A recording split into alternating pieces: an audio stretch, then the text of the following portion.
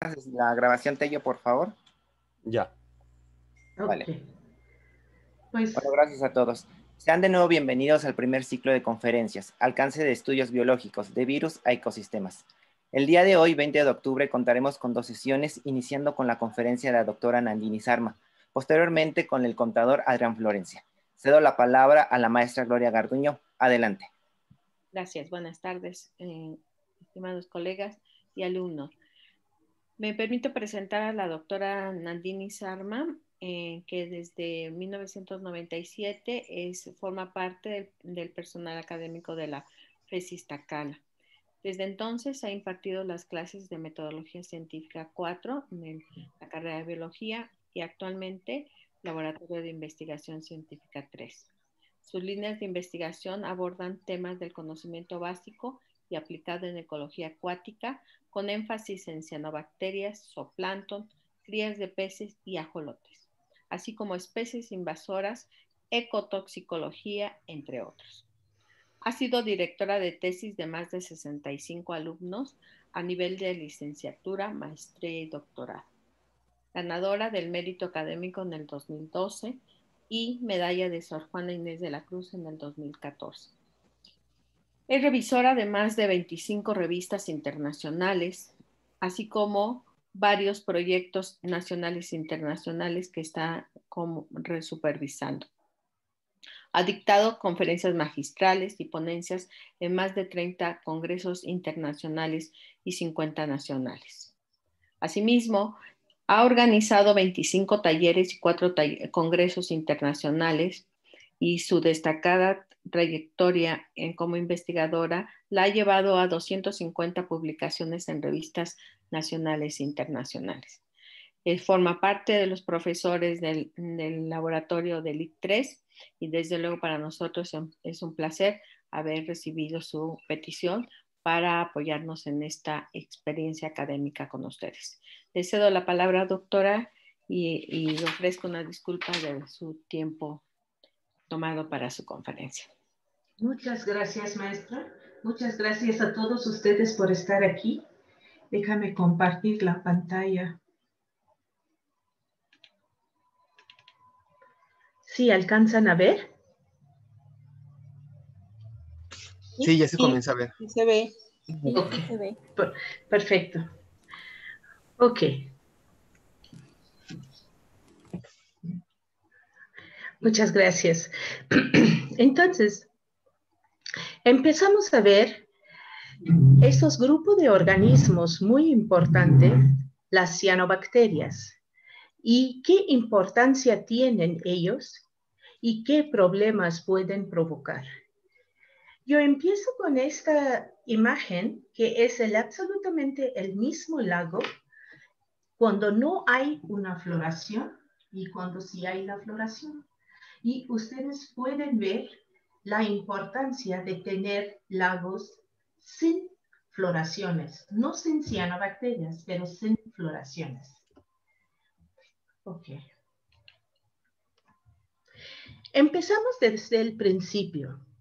Las cianobacterias, antes había otra clasificación y ahora pertenecen a las bacterias. Y estos están divididos en 8 órdenes en la taxonómica clasificación, lo más reciente que encontré de 2014. Estos 8 órdenes de las cianobacterias tienen más que 2.800, 3.000 especies en todo el mundo. Entonces, si ustedes empiezan a clasificar los organismos, se veía algo así. El reino Eubacteria, subreino Negibacteria, el filum es Cianobacteria, clase, subclase, orden, familia, varios géneros y especies. Viendo la diversidad de las cianobacterias en México, en un artículo de 2014 de Oliva Martínez, dicen que hay 5 órdenes, 15 familias, 56 géneros y 187 especies en México. Obviamente, en los últimos 6 años, el número debe de ser más. Pero poniendo esto en perspectiva, que sí existen alrededor del mundo más que 3.000 especies. Aquí tenemos nada más 200, 250 cuando mucho identificado. La importancia de que los alumnos sepan de su LIC3 y la importancia de estudiar organismos y su diversidad. ¿Qué importancia tienen las cianobacterias? Antes que nada, son el grupo responsable para que nosotros tenemos oxígeno en nuestra atmósfera. Es un logro enorme por cualquier grupo de organismos. Y eso en los últimos 2.5 billones de años. ¿Qué es lo que nosotros tenemos que entender con esto? La cosa es que si no tenemos o no tuviéramos oxígeno en la atmósfera, no era posible o no estuviera posible a tener organismos grandes. Siempre habían microorganismos. Entonces, toda la diversidad sobre cual nos hablaron ayer es gracias a las cianobacterias por producir ese oxígeno en nuestra atmósfera. También son muy importantes en las redes tróficas en sistemas dulceacuícolas y marinas, porque ellos pueden producir toda esta energía a través de fotosíntesis. Muchas especies de cianobacterias también producen compuestos antibacteriales y antivirales. Entonces son organismos que se pueden utilizar mucho en la cuestión de biotecnología. En el control de mosquitos, por ejemplo, el Bacillus thuringiensis produce sustancias que son tóxicos a ciertos mosquitos, no a todos los demás organismos. Entonces, con genetic recombination se puede introducir los códigos en diferentes cianobacterias para que sea más accesible y los mosquitos vayan consumiendo estos organismos en sistemas acuáticos y podemos prevenir que crezcan los mosquitos y así las enfermedades. Ciertas cianobacterias también producen sustancias que pueden utilizar nosotros como bioplásticos. Muy importante, considerando, y que ustedes todos saben, los problemas con los plásticos en el ambiente. También, durante la fijación de nitrógeno, algunas cianobacterias producen hidrógeno y entonces son buena fuente de biocombustibles en sistemas acuáticos y biocombustibles para nosotros a utilizar. Esa misma característica de fijar nitrógeno también le da un aspecto de fertilizante. En arrozales, las especies de Nostoc y Anabaina asociadas con azola ayuda una fertilizante natural para el arroz. Además, hay ciertas especies de cianobacterias que pueden disminuir los contaminantes. Y entonces, ustedes pueden ver las especies, y estos solamente son algunos de los usos que podemos ver con las cianobacterias. Son organismos muy importantes, pero necesitamos estudiarlos mucho más y tenemos mucho más información antes de aplicar todo este conocimiento. Ahora, si ustedes ven aquí, spirulina. Muchos de ustedes saben el uso de la spirulina, muchos de ustedes han consumido spirulina. Es una fuente de proteínas, de ácidos grasos, de vitaminas muy buenas para la salud humana. Ustedes pueden ver aquí en esta imagen bonito de las comunidades cómo cosechaban spirulina en el bello lago de Texcoco. Ahora no podemos hacer esto porque el lago de Texcoco está contaminada con otras especies de cianobacterias que tal vez producen cianotoxinas. Vamos a hablar más al respecto en un ratito. Spirulina es muy importante y fue parte de la historia no solamente de México, también el país en África, Chad, que tiene su nombre, por cierto, por el lago Chad. Entonces, el lago Chad también tenía mucha producción de espirulina. Hoy en día se produce espirulina en sistemas así, como alcanzan a ver. Y aquí el problema podría ser el crecimiento de este rotífero. El rotífero Brachiones dimidiatus muy rápidamente puede consumir toda la espirulina. Y hay que buscar maneras de control de este Brachiones dimidiatus, pero de eso no se trata la charla de hoy. Vamos a ver cuál es el problema con las cianobacterias.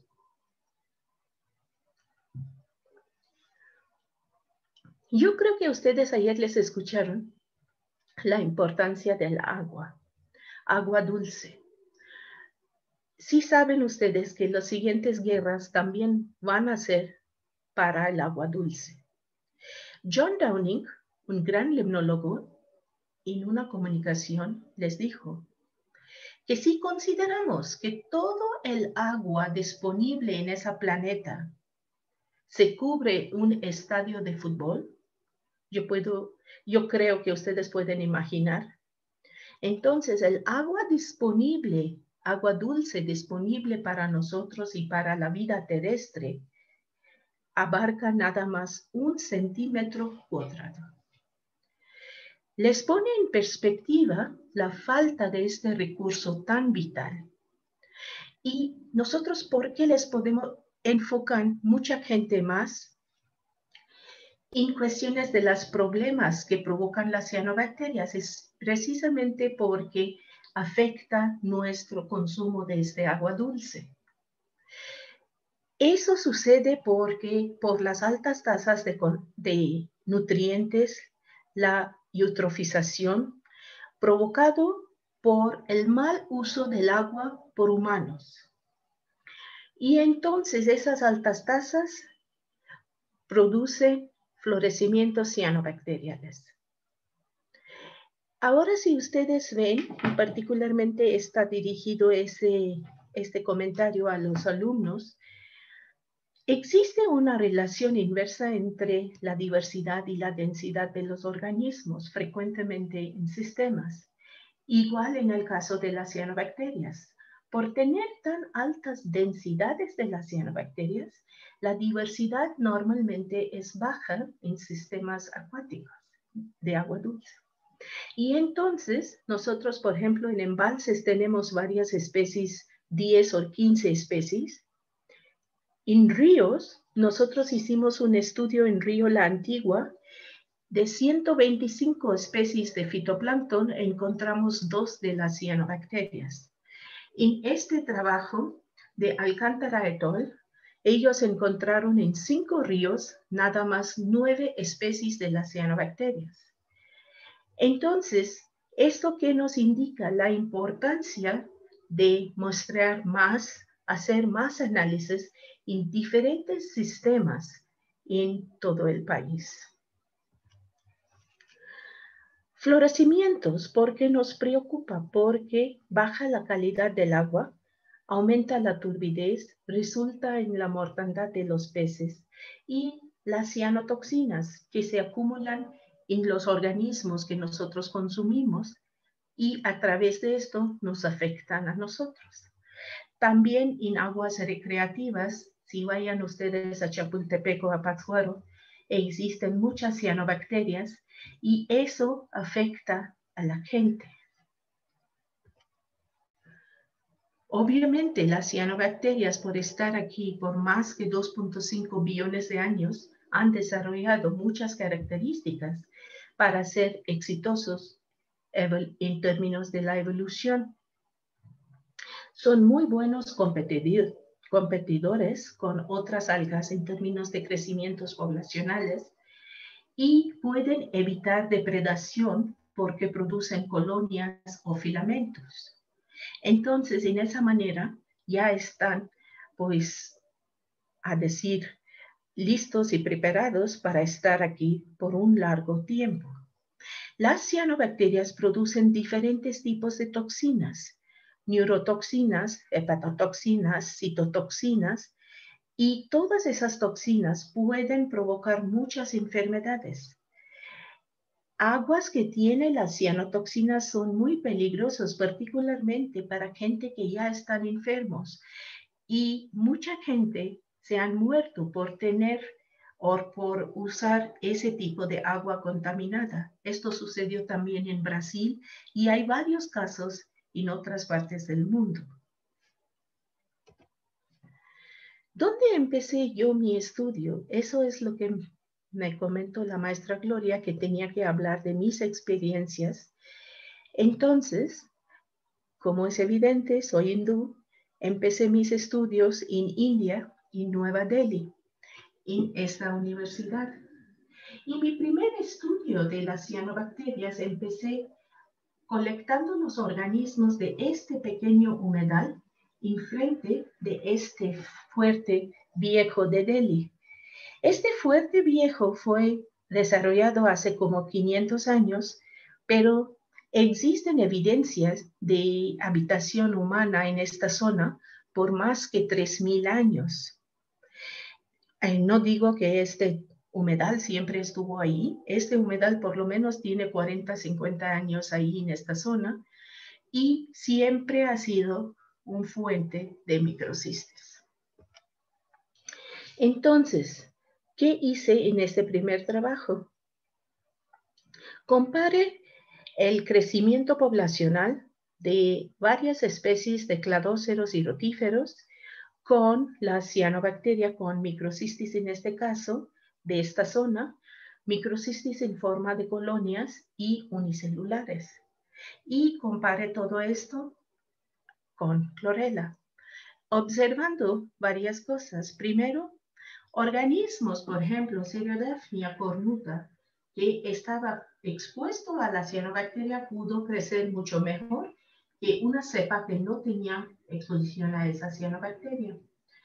Algunas especies, como Cymocephalus, crecieron muy bien con las cianobacterias. Otras especies fueron más afectadas. Siempre las unicelulares tenían efecto más adverso que las colonias, porque los organismos no tenían la posibilidad de consumir esas colonias. Y en los rotíferos observamos que Brechiones caliciflorus no creció tan bien como Hexatramira. Nosotros también hemos visto en pruebas en embalses, no solamente en India, aquí en México también, frecuentemente observamos Hexatra o Poliartra en embalses que tienen altas densidades de las cianobacterias, más que las especies como Brechiones caliciflorus. Tal vez las diferencias están a nivel genética entre los organismos, también por su actividad enzimática que tienen las diferencias entre cada organismo. En Valle de Bravo, nosotros trabajamos con Daphnia leves y observamos que esta especie fue poco afectada con una dieta de las cianobacterias. Estos se han visto también en otros embalses en Brasil, y esta especie sí es posible encontrar en altas densidades en embalses que tiene cianobacterias. Nosotros también trabajamos con Brechiones havaniensis, es un rotífero. Este rotífero, si enfoquen nada más en estas dos imágenes, crece mucho mejor con microcistis que Brechiones caliciflorus. Y nosotros observamos este mismo resultado, la extrapolación de este resultado del laboratorio hacia el campo, cuando observamos que en el pista de remo y canotaje, en el lago de Xochimilco, existe mayor crecimiento de Brechiones havaniensis que Brechiones caliciflorus.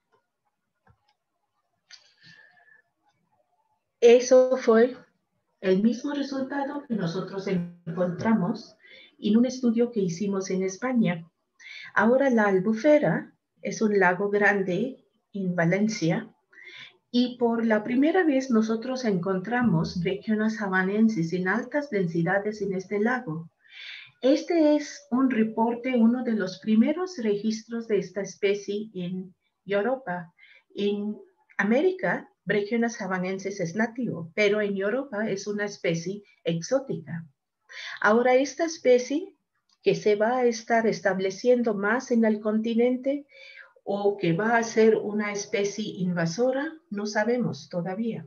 Sin embargo, en la albufera en ese momento sí tenía en altas densidades y igual que aquí, nosotros observamos que esta especie puede crecer mucho mejor con microcistis que una especie Brechionas angulares.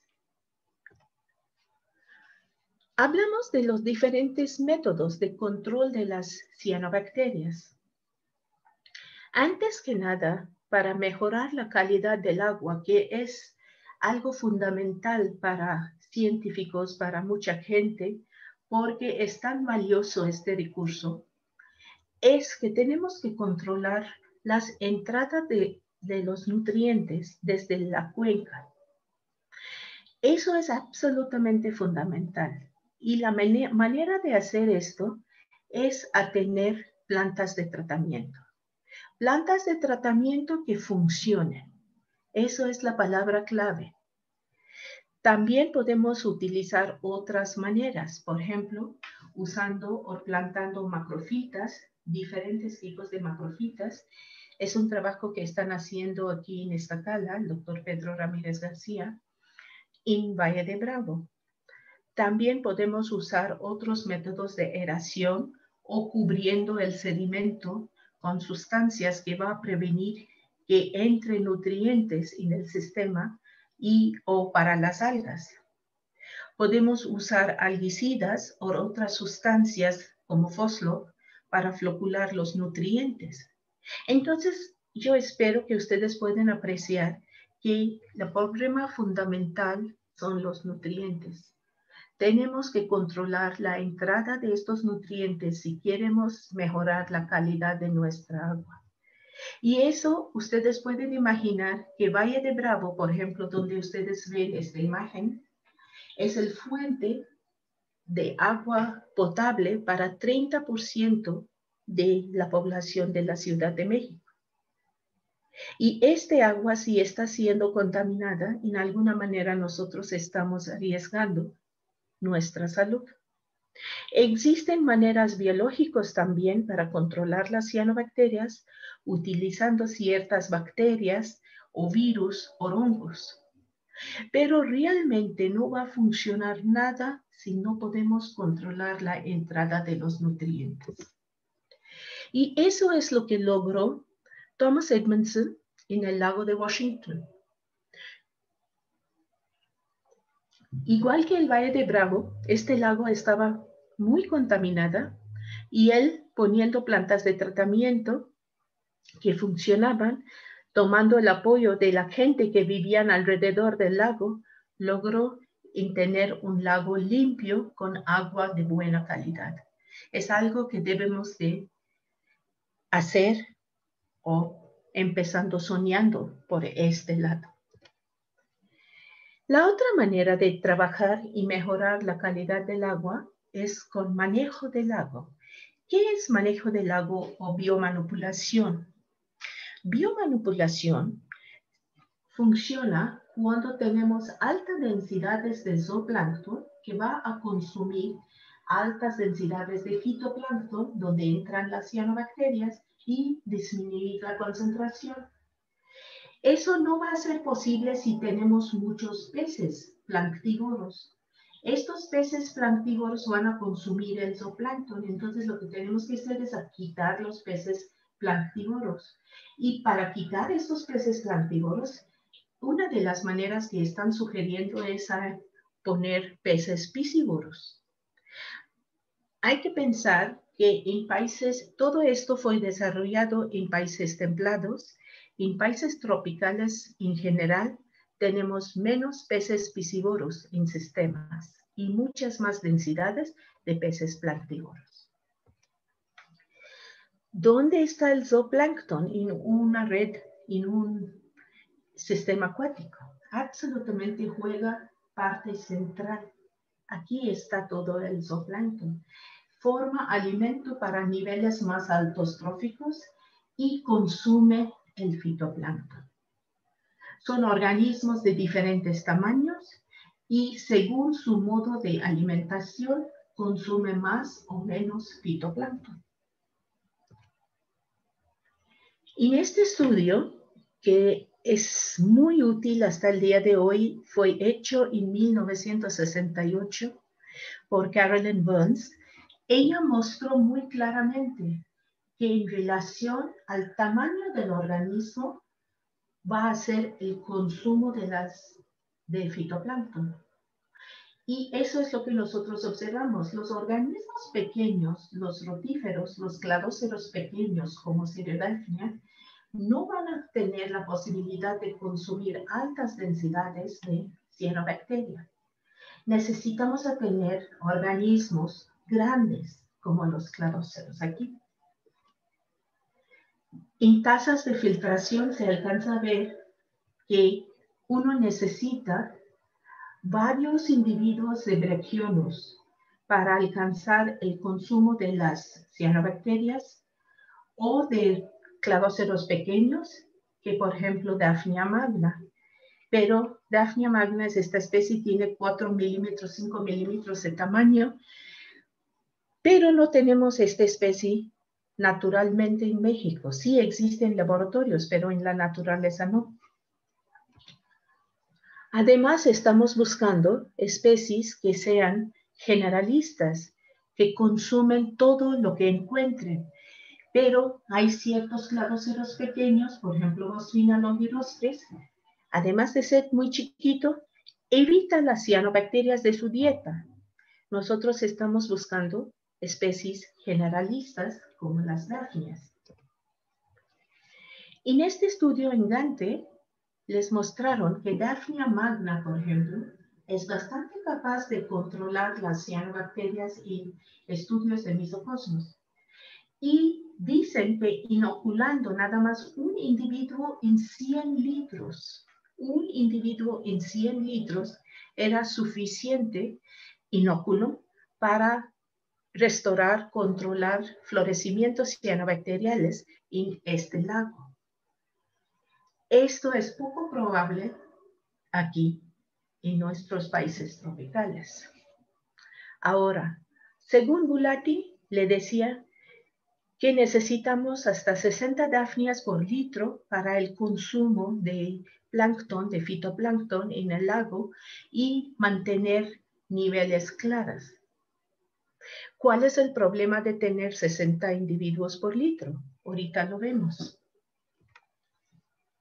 Eso es el problema. Este estudio, hecho por Figueroa Sánchez en Valle de Bravo, muestra claramente el problema fundamental en países tropicales es la alta producción de peces durante casi todo el año.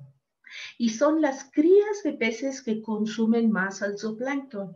Y cuando ellos van consumiendo el zooplancton, ya no quedamos con mucho zooplancton para estar consumiendo las cianobacterias. Entonces se observa claramente en Valle de Bravo que existe alta dominancia de organismos menos que 200 micrómetros en tamaño y nada que ver con los 4 o 5 milímetros que estamos buscando. En estudios de laboratorio se muestra que ostrácodos, por ejemplo, sí son capaces de consumir muy bien las cianobacterias a pesar de su baja densidad. A densidades tan bajas en relación a los cladóceros, los ostrácodos pueden disminuir las cianobacterias. También es posible que estos organismos, Dreissena polymorpha, que realmente es un molusco invasora, tal vez tenemos que buscar otros moluscos porque ellos tienen altas tasas de filtración, por 40 mililitros por miligramo por hora.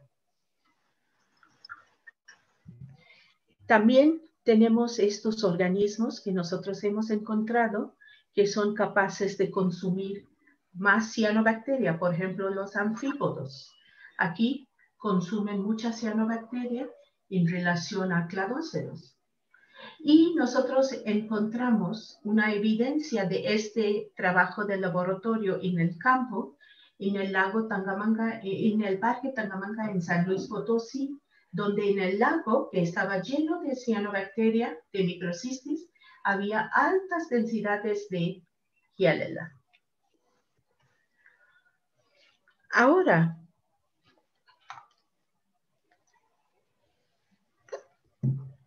el otro aspecto es en relación a las toxinas. Como les hablamos que las cianobacterias, muchas especies producen varias toxinas. En 2001, Peach et al. Empezaron a mostrar diferentes maneras de sacar esas toxinas bien sencilla, con sonicación, congelación y descongelación varias veces. Y eso tiene una importancia alta porque no es lo mismo trabajar con toxinas muy puras que toxinas que están juntas, porque el efecto en la naturaleza, que no existe solamente una especie, puede ser floraciones que tienen efectos sinergísticos antagonísticos. Entonces, estos extractos crudos ahora están siendo más estudiados y ustedes pueden ver el aumento en el número de los estudios. Nosotros hicimos unos estudios con una especie Boronichinia de Valle de Bravo con Brechiones caliciflorus y tenía un efecto muy adverso sobre Brechiones caliciflorus. Pero lo más importante era eso, que Boronichinia es una especie que es muy difícil a cultivar en el laboratorio. Entonces, estudios donde se enfocan en el campo, nosotros podemos tener información al respecto de su toxicidad. Estos estudios también hicimos en Valencia, donde se encuentra que Moina micrura fue afectada por las cianotoxinas de la albufera, pero era una especie resistente, como se ha enseñado con otros estudios con Moina micrura en el laboratorio. Moina en general es una especie resistente a varios tóxicos. Ahora, en el lago de Texcoco, la toxicidad no es lo mismo, es más bajo que en otros sistemas que ahorita veremos. Sí se ve que el lago tiene niveles menos que 1 microgramo por litro por mayor parte del año. No nos importa tanto porque no vamos a potabilizar ese agua. Sin embargo, niveles de las toxinas están bajas y además el efecto sobre los organismos no es tan evidente. Y por otro lado, Valle de Bravo, de donde viene nuestra agua dulce para tomar todos los días, tiene niveles de toxinas por 4 o 5 meses del año, más que los niveles permitidos por el OMS. OMS dice que podemos tener nada más 1 microgramo por litro, que es esta línea, y vean ustedes que aquí está la cantidad de las cianotoxinas en el lago. Hay varias especies de las cianobacterias y no he visto muestras muy recientemente, pero siempre en las muestras que he visto desde hace como las últimas muestras vi hace 2 años y siempre tenía altas densidades de las cianobacterias. El mismo caso en el lago de Zumpango.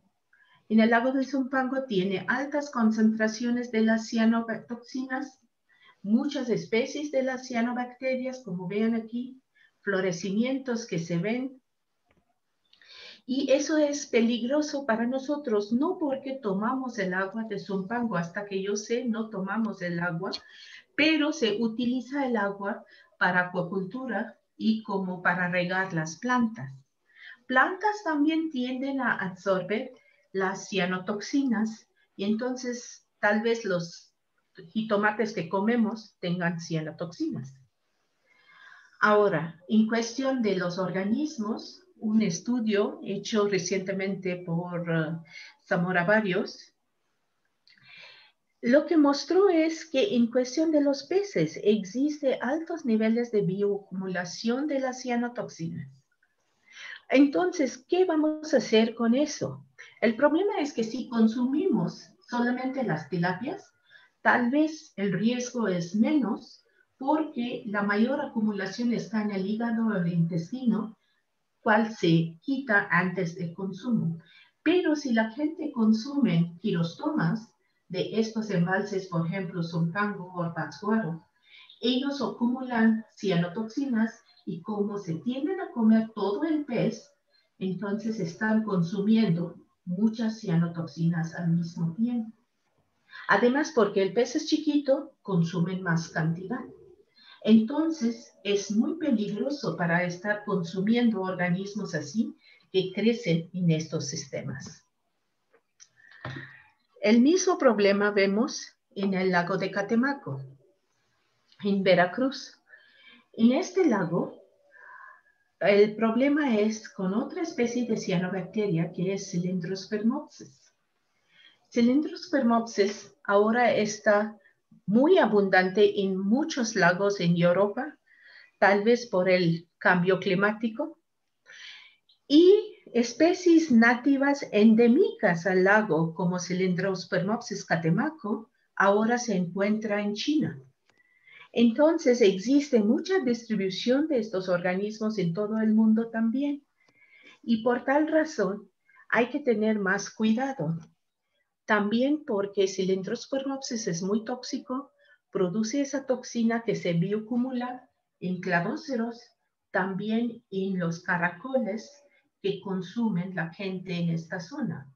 Esta especie es nativa endémica del lago de Catemaco y la gente consume esta especie, pues con mucho gusto, pero esta especie tiene altos niveles de las cianotoxinas.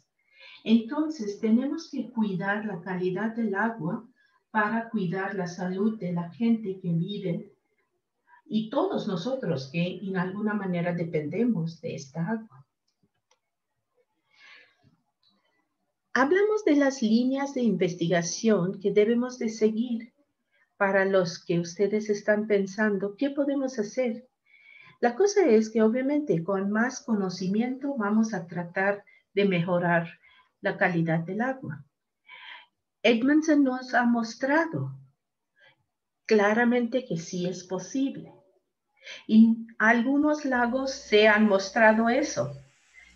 Pero nosotros tenemos que aplicar este conocimiento aquí. Los otros aspectos que tenemos que estudiar, por ejemplo, antes que nada, la importancia de monitorear sistemas en México para conocer la diversidad de las cianobacterias, zooplancton y peces en relación a diferentes variables físicos y químicos. Parece un trabajo rutina, pero siempre para mejorar la calidad del agua, los países dependen de datos por más que 50, 100 años. Es en base a eso que se puede trabajar. Ok. Debemos de estudiar muy bien las cianobacterias para sus aplicaciones en biotecnología, como se hace en el laboratorio aquí en Iztacala, en el de Dr. Hugo Perales, con algunas especies. La evaluación de la concentración y bioacumulación de las cianotoxinas en peces y en plantas es fundamental. Necesitamos más conocimiento para que nosotros podamos proteger la salud de las personas. Ahora, la otra cosa es analizar el efecto de florecimientos directamente utilizando ensayos con organismos pequeños. Y no puedo enfatizar suficientemente la importancia de tener plantas de tratamiento funcionales. Es fundamental, es necesario controlar la entrada de los nutrientes para controlar todos los demás problemas que tenemos con el agua dulce. Podemos buscar otras maneras, por ejemplo, islas flotantes para mejorar la calidad de agua o humedales a la orilla de los lagos. Pero antes que nada es controlar la entrada de los nutrientes y de los contaminantes.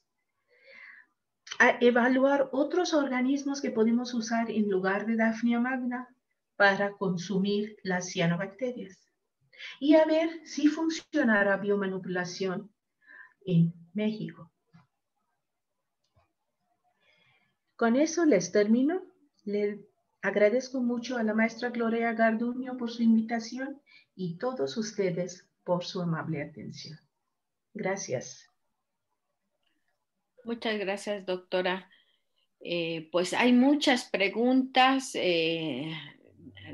Bueno, vamos a hacer 2 y prometemos a los alumnos que la doctora contestará a través del día sus preguntas, ya que tuvimos un poco de problemas al principio para nuestro enlace. Okay. Entonces, Armando, ¿sí me escucha, doctora? Sí, yo les escucho muy bien a ustedes. Armando pregunta, ¿cuál sería una de las consecuencias del consumo de cianotoxinas en humanos? ¿Son de efecto inmediato o de largo plazo?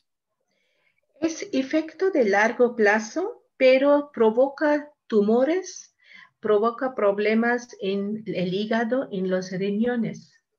Entonces son problemas de largo plazo, pero bastante grave que puede suceder para la salud humana. A corto plazo, simplemente el contacto con las cianotoxinas puede provocar dermatitis, puede provocar problemas del estómago, gastrointestinal, y puede provocar problemas de ese estilo. Pero no es nada saludable a estar consumiendo estas cianotoxinas. Sí, claro. Fátima de la Cruz Hernández, ¿podríamos aprovechar las cianobacterias para uso humano, industrial, alimenticio, etcétera? Claro, sí se puede utilizar para alimenticio donde se utilizan la spirulina y tal vez algunas otras especies, pero el problemática es hacia los organismos que provocan floraciones y producen floraciones porque no están siendo consumidos. Entonces es un círculo vicioso ahí. Y eso es el problema, pero sí podemos ocupar las cianobacterias y si buscamos maneras de ocupar estas floraciones, también sería muy, muy útil para controlar organismos. Es como las especies invasoras, por ejemplo, el pez león. Ahora Veracruz está sugiriendo que la gente coman ese pez. Entonces, consumiendo es una manera de disminuir la densidad de los organismos que provocan problemas en el sistema por sus altos crecimientos. Rocío Olvera pregunta, ¿se puede rehabilitar los cuerpos de agua afectados por cianobacterias tóxicas? De ser así, ¿cómo? Principalmente preveniendo que entren nutrientes. Entonces, ¿cómo se puede hacer esto? Lo que pasa es que les dicen que hace como 400 años, cuando no utilizábamos agua como usamos ahorita en los baños, los sistemas acuáticos estaban más saludables, mejores. El uso de agua en los baños es lo que provoca que entre altas concentraciones de los nutrientes y más porque no estamos tratando este agua antes de que entre. Muchos cuerpos de agua, lago de Chapultepec, lago de Xochimilco, están siendo rellenados con aguas parcialmente tratadas. Entonces, fundamental es eso, controlar la calidad de agua que entre el cuerpo. Luego necesitamos controlar cuestiones de depredación, cuestiones de peces, cuestiones de organismos que podemos introducir, pero no sirve por nada a estar introduciendo organismos si no controlamos la entrada de los nutrientes. Jenny Calzada hace una pregunta que podría parecer chistosa. Dice, ¿es posible encontrar cianobacterias en cualquier tipo de agua? Por ejemplo, en la llave de la cocina. Es cuestión de buscar. El doctor Sarma ha encontrado rotíferos. Entonces, ¿qué les puedo decir? Es posible, es muy probable. También existen cianobacterias sobre los edificios, sobre las pirámides, sobre templos, sobre lugares así también. Son organismos muy, muy bien hechos para estar en este, ¿cómo se dice? Ecological arms race. Entonces, eso es la cosa, muy bien adaptados para vivir aquí. Ok. Luis Enrique Pérez dice, ¿qué tan viable sería el acondicionar algunos de estos organismos capaces de consumir cianobacterias para poder introducirlos de manera controlada en un cuerpo de agua con excesiva cantidad de bacterias? Es probable, pero lo que estoy diciendo es eso, que hay que pensar, hay que hacer los experimentos en el laboratorio a escoger cuál organismo. Hay que hacer los trabajos en sistemas cerrados para tener altas densidades de estos organismos. Pero si yo me voy a introducir, no uno, pero 100,000 o 3 millones de dafnias y no controlo los peces, estas dafnias van a estar acabados en menos que 2 meses. Entonces, el problema de mejorar la calidad del agua es a trabajar con un equipo muy grande desde afuera hacia adentro. Biólogos, ingenieros, gente, pescadores que viven por ahí, todos tenemos que trabajar juntos para mejorar la calidad del agua. No es trabajo de una persona. Jun Méndez dice, ¿qué tipo de organismos que consumen cianobacterias son más adecuadas para el uso de zonas tropicales? Ok. Este trabajo nosotros estamos haciendo en el laboratorio. Hemos encontrado anfípodos y ostrácodos que podrían ser muy, muy útiles, pero todavía pienso que si buscamos moluscos que no hemos trabajado todavía, tal vez podrían ser aún más útiles. Y sí podemos utilizar la concha de estos moluscos en alguna manera y la carne para como alimento o no sé en qué manera podríamos usar, obviamente no para el consumo humano, entonces sería aún más útil y es posible que podemos encontrar una manera de bajar las concentraciones de las cianobacterias. Por el tiempo solamente daré pauta a la siguiente pregunta, doctora, pero se quedan todavía en el buzón por lo menos 10 preguntas que se las haré llegar. Muchas gracias. Sí. Y les pueda hacer favor de contestar a los muchachos. ¿Qué consecuencias adversas existen con la biomanipulación para el tratamiento de aguas y cómo pueden ser evitadas? Biomanipulación involucra disminuyendo la cantidad de peces planctívoros. Ahora, eso en sí es un problema fundamental. Si ustedes piensen en el lago de Xochimilco, las toneladas y toneladas de tilapias y carpas que pescan y sin embargo siguen creciendo y siguen aumentando sus densidades y bajando las densidades de los ajolotes nativas. Entonces, la cosa fundamental es tenemos que quitar todos estos peces a manejar bien toda la cadena trófica en el sistema. Pero el objetivo de todo esto es, como les comenté, hay que ver que no entre nutrientes, ahí estamos manejando todo el lago, y una vez que está en buena condición, a prevenir que entre otra vez los nutrientes. En cuestiones de biomanipulación no es tanto el efecto adverso, más bien es el esfuerzo que uno necesita para mejorar la calidad del agua con esa técnica.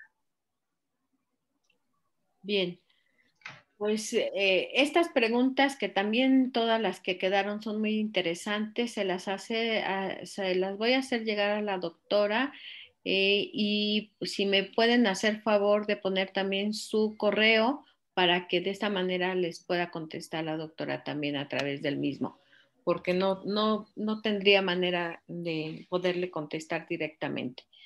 Entonces, pues doctora, no nos queda más que agradecer su participación y seguir Muchas gracias. para el resto de las conferencias que por supuesto todas son muy valiosas.